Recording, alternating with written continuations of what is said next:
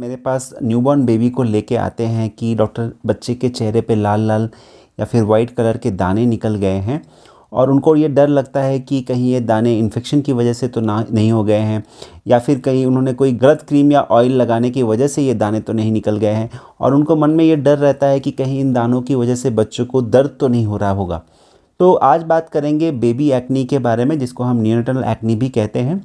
तो ये दाने क्यों निकलते हैं और इन दानों की अगर निकल जाए तो हमें क्या करना चाहिए घर पे, और इन जनरल भी बच्चों की जो फेस की स्किन का हमें कैसे ध्यान रखना चाहिए, इसके बारे में इस वीडियो में हम डिस्कस करेंगे कि पेरेंट्स को बच्चों की फेस की स्किन का ध्यान कैसे रखना चाहिए। सबसे पहले तो हमें ये याद रखना चाहिए कि जो ये बेबी एक्नी है ये बहुत कॉमन चीज़ है।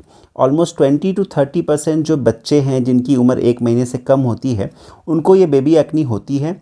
और ये बेबी एक्नी, एक अच्छी बात इसके बारे में ये है कि ये खुद ब खुद ठीक हो जाती है। इसके लिए हमें जनरली कोई दवाई लगाने की ज़रूरत नहीं है। ये सेल्फ रिजॉल्विंग इलनेस है। और जनरली ये जो बेबी एक्नी होती है वो चेहरे पे चीक्स या फोरहेड के ऊपर अपीयर होती है। रेड कलर के छोटे छोटे डॉट्स होते हैं और कभी कभी वो वाइट कलर के भी डॉट्स आते हैं।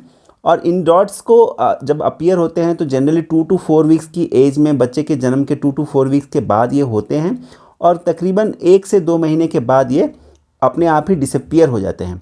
तो इससे घबराने की कोई ज़रूरत नहीं है। और एक और इम्पॉर्टेंट चीज़ कि इन दानों से बच्चे को कोई दर्द या खुजली नहीं होती है, तो पेरेंट्स को इससे भी डरने की ज़रूरत नहीं है कि बच्चा परेशान हो रहा है इन दानों से।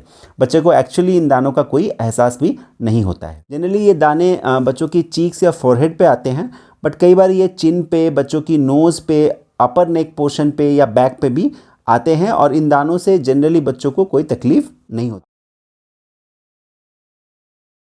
बात करेंगे कि ये दाने बच्चों को क्यों आते हैं। इसमें ये समझा जाता है कि दानों के आने का जो मेजर कारण है वो ये होता है कि बच्चों की बॉडी के अंदर मदर का हार्मोन जो होते हैं वो कई बार कुछ दिन तक रहते हैं और उन हार्मोन्स की वजह से हमारे चेहरे पे, बच्चों की चेहरे पे जो ऑयल ग्लैंड्स होती है उसकी सेक्रेशन बढ़ जाती है और वो फिर वो ऑयल ग्लैंड्स को ब्लॉक कर देता है, तो जिसकी वजह से ये दाने अपीयर करते हैं। यही मेजॉरिटी कारण है।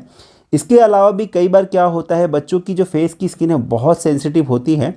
तो अगर हम, बच्चा वॉमिट करता है या फिर उसकी सलाइवा या फिर जो भी उसने फूड खाया हुआ है उसको अगर चेहरे पे थोड़ी देर तक छोड़ देते हैं तो उसकी वजह से जो बच्चे की स्किन में इरिटेशन होती है उससे भी ये रैशेस अपीयर होते हैं। इसके अलावा भी कभी कभी ऐसा होता है कि अगर हम ऐसे बेबी प्रोडक्ट्स का यूज़ कर रहे हैं, क्रीम या फिर सोप या फिर जो ऑयल है जो बच्चों के लिए नहीं बनी है, अगर वो हम फेस पे लगाते हैं तो उससे भी बच्चे की स्किन रिएक्ट करती है और ये रैशेस आ जाते हैं। तो अब हम समझेंगे कि अगर बच्चे के फेस पे ऐसे रैशेस आते हैं तो हमें एज अ पेरेंट क्या करना चाहिए। सो एज अ पेरेंट सबसे पहली बात तो आपको मन में ये याद रखना है कि ये जो रैशेस हैं ये सेल्फ रिजॉल्विंग है। जब से ये रैशेस बच्चे के चेहरे पे आए हैं तो उसके बाद करीब करीब 2 to 4 वीक्स में ये रैशेस खुद ही डिसअपीयर हो जाते हैं। इसके लिए आपको अलग से जनरली कोई भी मेडिकेशन की ज़रूरत नहीं पड़ती है। ये सेल्फ रिजॉल्विंग इलनेस है, खुद ब खुद ठीक हो जाती है। अगर जब से रैश आए हैं उससे 4 वीक्स के बाद भी आप अगर देखते हो कि रैश परसिस्ट कर रहा है या बढ़ रहा है तो ज़रूर अपने पीडियाट्रिशियन से आप एक बार कंसल्ट कर ले, या डर्मेटोलॉजिस्ट को भी आप दिखा सकते हैं। तो उनको एक बार दिखाने से आपको तसल्ली हो जाएगी कि ये जो हम नियोनेटल एक्नी या बेबी एक्नी बोलते हैं वही है या फिर कोई दूसरी स्किन की प्रॉब्लम है। जैसे कि कभी कभी बच्चों को, छोटे छोटे बच्चों को एटोपिक डर्मेटाइटिस की प्रॉब्लम होती है जिसमें बड़े बड़े रैशेज आते हैं और वो खुद ब खुद ठीक नहीं होता, उसकी हमें ट्रीटमेंट करानी पड़ती है।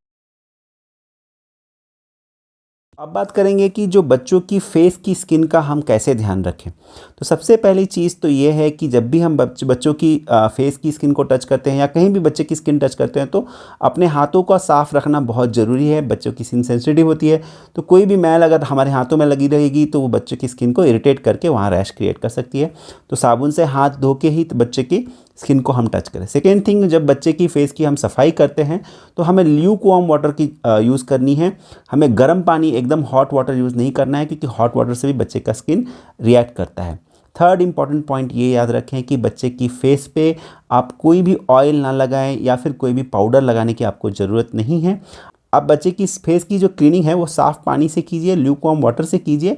और वीक में 2 से 3 बार आप बेबी जो क्लीनिंग बार होते हैं जैसे कि टेडी बार हो गया, सेबामेड हो गया या फिर सेटाफिल की जो बेबी बार आती है, ये सोप नहीं होते, ये बेबी क्लीनिंग बार होते हैं, जेंटल बार्स होते हैं। और इससे अगर आप बच्चे की फेस क्लीन करते हो तो उसमें कोई रिएक्शन नहीं होता है, क्योंकि जो सोप्स हैं इनको ऐसा बनाया गया है कि इनकी जो पीएच है वो 5.5 से कम है, अल्कलाइन पीएच नहीं है। तो ये बेबी के लिए स्पेशली बनाए हुए जो बेबी बार्स आते हैं उससे आप बच्चे की फेस को क्लीन कीजिए। कभी भी जो रेगुलर सोप है उसको यूज़ मत कीजिए, क्योंकि उसमें अल्कलाइन पीएच होता है, उससे बच्चे की स्किन ड्राई सेंसिटिव होके उसमें रैशेज आने के चांस रहते हैं। एक और इम्पॉर्टेंट पॉइंट ये याद रखें कि जो बच्चे के स्किन पे दाने लगे हैं उसको कभी भी आप प्रेस करके स्क्वीज करने का ट्राई मत करना, या फिर घिस के उसको साफ़ करने का ट्राई मत करना, उससे वो और ज़्यादा बढ़ जाने का चांसेस रहते हैं। अब फाइनली बच्चों की जो स्किन है, फेस की स्किन पे हम कौन सा क्रीम या लोशन लगाएं, इसके बारे में बहुत सारे पेरेंट्स को मन में डाउट रहता है। तो मैं एक जनरल रिकमेंडेशन आपको ये करना चाहता हूँ कि कोई भी अच्छे बच्चों की कंपनी जो बच्चों की क्रीम बनाती है उसका आप यूज़ कर सकते हो। जैसे कि एटोग्ला क्रीम आती है, मॉइस्चराइजिंग बेबी क्रीम आती है, सेबामेड की आती है, सेटाफिल की बेबी मॉइस्चराइजिंग क्रीम को आप बच्चे को नहलाने के बाद उसके फेस पे लगा सकते हो, ताकि बच्चे की स्किन की जो मॉइस्चराइजिंग होती रहे, स्किन ड्राई ना हो, सेंसिटिव ना बने। तो इसके लिए आप रेगुलरली इन प्रोडक्ट्स को यूज़ कर सकते हो। और जब भी आप ये प्रोडक्ट्स यूज़ करते हो तो एक बार जब आप रेगुलरली विजिट करते हो अपने पीडियाट्रिशियन से डिस्कस कर लेना।